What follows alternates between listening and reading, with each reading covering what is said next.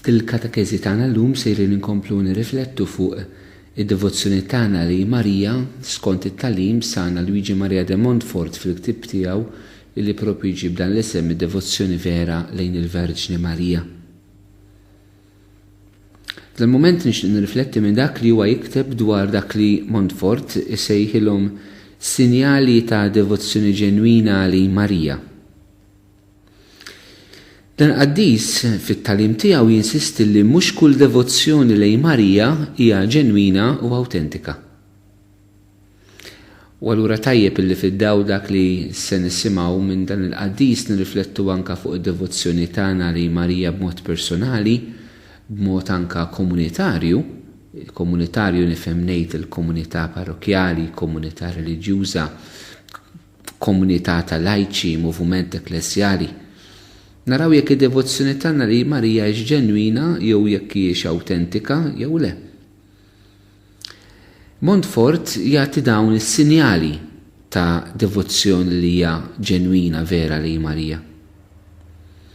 L-ewwel ħaġa tkun devozzjoni li hija interjuri. X'jifhem biha Montfort? Dan il-qaddis jifhem issej li d-devozzjoni tagħna lejn il-Madonna meta aħna nikkonsagraw lil nfusna l Ġesu permezz tagħha, din toħroġ mill-moħħ u l-qalb tal-bniedem li jara fis-sem ta' Marija fis-salvazzjoni u jkollu imħabba ġenwina li Marija. Interjuri għaliex xmiss ġifieri l-ħajja interjuri tagħna. Il-moħħ tagħna jiġifieri li aħna nifhmu is-sem ta' Marija fil-pjan tas-salvazzjoni. Ma jistax ikollna devozzjoni lejn Marija jekk ma nifhmux is-sem li Alla ta' lil Marija fil-pjan tas-salvazzjoni kif muri lilna fil-kelma tagħha u mfisser lilna mit-tagħlim tal-Knisja, mill-Maġisteru tal-Knisja. Mela mhix devozzjoni bbażata hekk fuq il-ħass, devozzjoni bbażata fuq il-gost, devozzjoni bbażata fuq drawwiet, ma devozzjoni bbażata fuq l-għarfien tal-verità tal-persuna ta' Marija. U ma dan l-għarfien Montfort iżid ukoll l-imħabba lejn Marija. Biex tkun devozzjoni interjuri lejn il-Madonna ħirġa mill-ħajja interjuri tagħna, tkun ħirġa anke mill-qalb tagħna, mhux mill-għarfien tal-moħħ, tal-intellett, imma wkoll mill-imħabba tal-qalb. Li aħna il-Marija inħobbuha. U nħobbuha eżistijej fis-sens tal-kelma Alla, li tħobbuha li tagħti ħajtek għall-persuna. Li aħna l-Marija natuha il-ħajja tagħna dik hija l-imħabba sħiħa, l-imħabba evanġelika, l-imħabba nisranija vera. Imħabba li ħirġa mill-Ewkaristija eżistijej. L-Ewkaristija hija triq vera kif aħna nħobbu lil Marija. U kellna aħna nirriflettu di fil-profondi ta' nifhmu l-Ewkaristija li taqadna kompletament ma' Ġesu, aħna nibdew nħobbu lil Marija bl-imħabba ta' Kristu. Hekk nistgħu nduru lejn Ġesu ngħidulu o Ġesu agħtina qalbek għax irid inħobb il-Madonna bħalma ħabbejtha int. Għax l-imħabba tagħna lejn Marija tkun ħirġa mill-imħabba ta' Ġesu lejn Marija eżistijej. U bekk meta aħna nħobbu fil-verità l-Madonna insiru nixbħu aktar lil Kristu f'ħajjitna. Montfort jgħallem ukoll li sinjal ta' devozzjoni ġenwina li Marija hija li d-devozzjoni kollha l-element ta' fiduċja li aħna l-Marija rridu nafdawha hekk il-persuna li tgħid li hija devota tal-Madonna titwassal li hija li l-Madonna tafda. U Montfort il-kwalità tal-fiduċja tagħna f'Marija jiddeskriviha b'dal mod li tafda l-Marija dejjem f'sempliċità u f'kollox. U bil-fiduċja li ċkejknin ikollhom f'ommhom. Lil Marija tafda dejjem. F'kull ċirkustanza f'kelma waħda, mhux tafda meta tħoss li għandek tafda.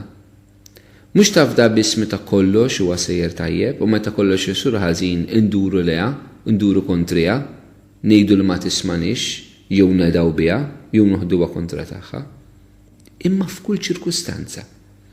F'sempliċità. Ir-relazzjoni bejn tarbija u hija relazzjoni sempliċi. Tarbija turi kif tafi il-bżonnijiet tagħha u l-om ħafna drabi tipprova tifhem aktar hija il-bżonnijiet tat-tarbija mill-tarbija stess li tkun tafhom. Fis-sempliċità li wieħed jiftaħ il-qalb tiegħu kif inhu quddiem l-om tagħna tas-sema eżistijej. Montfort jgħid għandna nifdew f'kollox. Marija eżistija illi ma jinteressajx biss mill-ħajja spiritwali tiegħek. Ma jinteressa wkoll mill-ħajja umana tiegħek, mill-ħajja materjali tiegħek fuq dil-art. L-om jinteressa mit-tarbija tagħha b'mod sieħ u b'mod totali, kif naraw aktar l-qudiem. U bil-fiduċi ta' ċkejknin. Hekk aħna rridu nafdaw lil Marija kif tfal żgħar jafdaw lil ommhom, li jkunu dipendenti minnha, li jħossu l-bżonn tagħha f'kollox, li għandhom bżonna f'kull ċirkustanza eżistijej. Hekk dan il-mod, din il-fiduċja li ikollna f'Marija. Il-telet aspett, Montfort jgħid li sinjal ta' devozzjoni ġenwina lejn Marija huwa mmarkat mill-qdusija. Xi tfisser? Jiġifieri d-devozzjoni tagħna lejn Marija titwassalna li aħna naħarbu mid-dnub. Ma nistax ikun li jiena ngħid li jien devot ta' Marija u jiena għadni ninnamra mad-dnub. Kif jista' tkun devot tal-Immakulata Konċezzjoni minn qalbek anke kif se nifhemu aktar il-qudiem kif jgħallem dan il-qaddies? Kif nistgħu nkunu devoti daqshekk ta' Marija imbagħad qalbna għadha tħobb tinnamra tgħix tagħmel kompromessi ma' dak li judnub fil-ħajja tagħna? Kif jista' jkun tgħid li tħobb il-Marija, tiċċelebra festa ta' Marija, imbagħad tibqa' tgħix f'adulterju? Kif jista' jkun illi inti tgħid li tħobb il-Marija imbagħad iġġib firda fil-parroċċja? Kif jista' jkun li tgħid li inti tħobb il-Marija u mbagħad qed tkisser il-familtek? Kif jista' jkun tgħid li inti tħobb il-Marija u mbagħad tisraq fuq il-post tax-xogħol? L-imħabba tagħna lejn Marija eżistijej trid tbedna minn dik ir-realtà li hija dnub. Però mhux biss. Tittoħodna lilin u tgħinna nimitaw il-virtujiet ta' Marija. Mela l-qdusija fir-relazzjoni tagħna ma' Marija hija l-ħarba ta' dnub u fl-istess ħin hija limitazzjoni tal-virtujiet ta' Marija. L-Papa Pawlu VI darba minnhom kien qal li d-devozzjoni lejn Marija tinsab f'limitazzjoni ta' Marija. U Montfort eżistijej jagħtina 10 virtujiet tipikament Marjani. Hekk ħansemmihom wieħed u tajjeb illi neżaminaw ftit anke lil nfusna hekk fid-dawl ta' dawn il-virtujiet ta' Marija. Hekk il-virtù mod sempliċi nista' ngħid li huwa il-karattru tagħna kif irid isir bħala nsara. Ġifieri il-grazzja hi xi ħaġa li jagħtina l-Ispiritu Santu, il-virtù xi ħaġa li toħroġ mill-libertà tagħna li aħna naħdmu fina nfusna u neżerċitaw din id-drawwa qaddisa. Li huma dawn l-10 virtujiet prinċipali ta' Marija li minnu devot tal-Madonna huwa msejjaħ sabiex jimita. L-ewwel virtù li Montfort isemmi dwar Marija hija umiltà profonda. Hekk l-umiltà hija li inti tkun fil-verità. Marija quddiem Alla kienet fil-verità. Salmista jgħidilna fid-dawl tiegħek o Alla naraw id-dawl. U fid-dawl ta' Alla Marija xtejt dwar anfisha. Min hija hi? Insibuha fil-Magnificat meta tgħid u ħares lejn iċ-ċokon tal-qaddejja tiegħu. Fid-dawl ta' Alla Marija tidher ċkejkna. Marija tħares lilha anfisha, lej anfisha bħala ċkejkna. U bħala ċkejkna quddiem Alla, Marija tifraħ f'Alla li hu s-Salvatur tagħha. Marija li għandha bżonn lil Alla. L-umiltà hija l-verità kif tgħallem Santa Teresa d'Avila. U Marija kienet fil-verità eżistijej. Imbagħad it-tieni virtù li Montfort isemmi, Marjani hija fidi ħajja. Hekk il-Madonna nafu li kellha fidi u fidi għamja f'dak li l-Anġlu qalilha fil-kelma tal-Alla tanti li Elisabetta tgħidilha ħin hija dik li emnet kull ma bagħad jgħidilha il-mulej. Il-beatitudni Marjana hija dik tal-fidi. Marija jaħini xemnet, mhux tant għax kienet Alla, dik kienet il-grazzja tal-Alla fiha. Però u dik qas nistgħu nimmitawha fiha hekk kif kienet hi. Però l-fidi tagħha hija, u fidi ħajja tistieħi.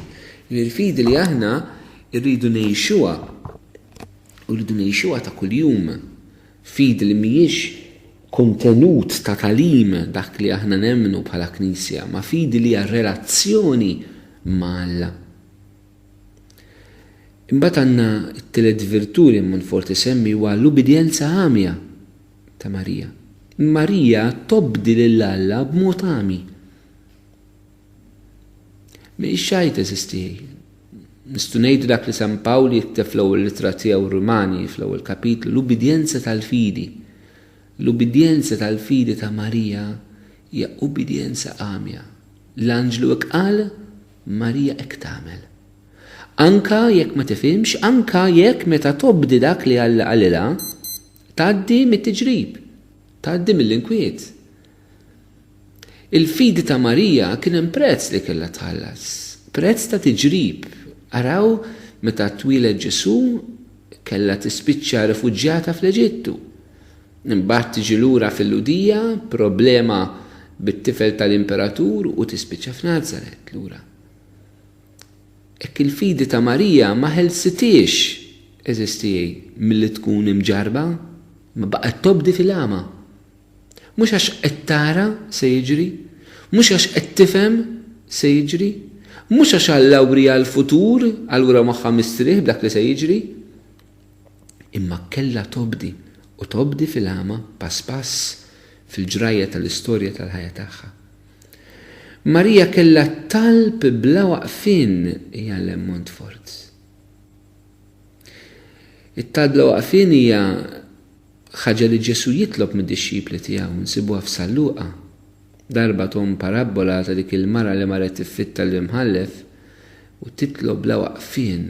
Nsibu li anke San Pawl jgħidilna f'waħda mill-littri tiegħu itolbu bla waqfien. Marija kienet titlob bla waqfien. X'jiġifieri titlob bla waqfien?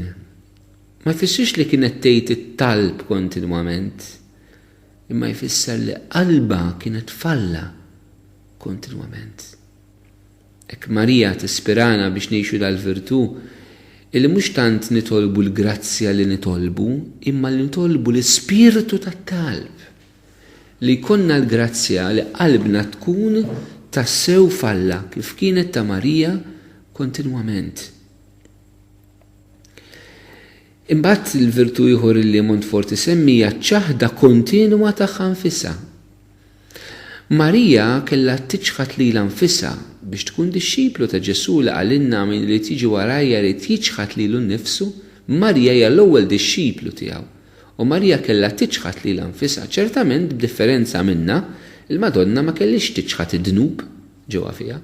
Però kellha tiċħad dak li umanament fil-libertà tagħha bħala ħolqien ta' Alla, bħala kreatura, bħala persuna, kellha tiċħad dak li rideti għal dak li ritu, għal dak li rid Alla. U din narawha f'Marija. Pereżempju meta il-Madonna tilfet il-Ġesu fit-tempju, x-xewqa umana tagħha kienet li Ġesu ma jintilifx, ma jibqax fit-tempju, ma li Ġesu joqgħod magħha. U Ġesu jgħidilha għaliex dan kollu? Ma tafx li għandi nkun f'dak li hu ta' missieri? Marija kellha tiċċaħħad mix-xewqat materni umani tagħha li dan it-tifel tagħha ta' 12 sena jkun tagħha magħha biex tħallih ikun f'dak li l-missier iridu. Immaġina li anke Marija fuq il-Kalvarju kellha tkompli tgħaddi minn din iċ-ċaħda tagħha nfisha li ma' trid lil binajbati. Marija kellha tissupera din id-dimensjoni umana u titrasforma bil-fidi tagħha. L-istess meta Ġesu telaq mid-dar. Hekk Marija illi kienet armla Ġuseppi mejjed ħadd tispiċċa waħedha.